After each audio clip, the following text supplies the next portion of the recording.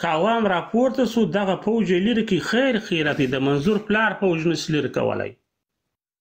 منظور هیڅ ډایلاګ نه دی شاهرخ خان فلم مې لیدلی د شاهرخ خان فلم دی تاسو بیا ورته ګورئ اوس ته څه وایې دغه پرېکړه چې په دا دومره غټ تعداد سره په دې خلکو منځ کې وشوه ته وایې چې دا نتیجه نه سره زما په ان باندې ستا سیاسي باور ده نو اچکزي خپله په ځینو ویډیوګانو کې دا ویلي دي چې زنده‌باد پنجاب یا زنده‌باد د پاکستان پوځ او دا شیان که نه نو په دغه ځای کې د افغانستان ما ته غوږ ونه ستا په خبره زه پوه شولم وایي ګورئ توبه خدای توبه محمود خان چې هره مظاهره کوي په پاکستان کې یا په کراچي کې محمود خان او عمران خان یو ځای یا په پنجاب کې یا صاحب په اسلام آباد کې یا په کراچي کې هغې ته 1 میلیون انسانان ناست دي 2 میلیون انسانان ناست دي په هغه 2 میلیون انسانانو کې هم پنجابی شته هم سراکی شته هم کشمیری شته ټوله کې شته هم سندی شته هم بلوچ شته او محمود خان د هغې مظاهرې صدارت کوي نو دی به دا فکر وایي چې بس پښتانه زنده‌باد نور ټول مرده‌باد دی خو دا خبره نشي کولی هغه وایي پنجابی زنده‌باد زه اوس وایم هغه پنجابی زنده‌باد دی د پوځ خلاف دی د پاکستان د پوځ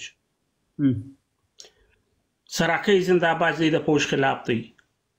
محمود خان وایي هغه پوځ زنده‌باد چې دی زما د وطن خدمت وکړي چې دی په سیاست کار ونه لري دا د اوسان هغه ویډیوګانې کاټ کې نیمه دلته کاټ که نیمه دلته کاټ که بیا یې سره یو ځای که دا په خبره سر خلاص و خو زه مثال درکوم کله چې غازي امان الله خان یورپ ته راغلی غازي امان الله خان خو پېژنې د ښځې سره نو بیا زموږ په وطن کې زموږ ملایانو څه شل وکړي د لڅ ښځې عکس به یې راواخلي د غازي امان الله خان د ښځې سر به یې ورسره ولګوي چې دی ګوره یورپ ته ولاړې د ښځو سره ګرځي ګوره محمود خان د پاکستان په الیکشن کې کمیشن حزب دی د هغه د حزب 80 کاله کېږي هغه د ریاست جمهوري کاندیډیټ و د پاکستان د ریاست جمهوري کاندیډیټ و هغه 100 ووټه واخیستل دا 100 ووټه 2 میلیون انسانان دي دا خو داسې سړی ټرت ګوز واچي ویلی په محمود خان خلک په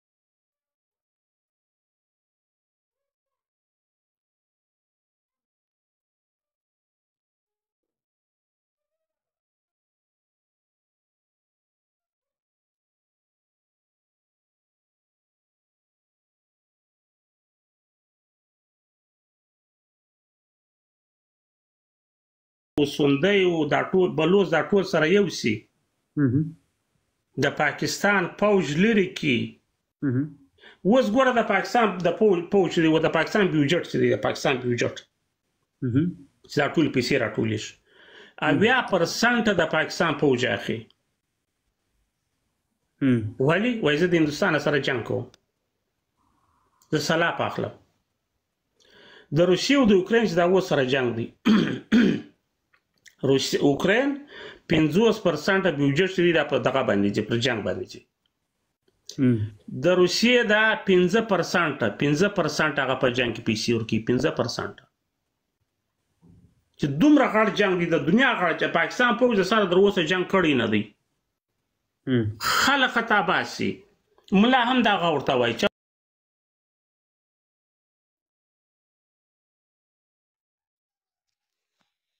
پوځ جنګ کې پوځ ته پیسې ورکړي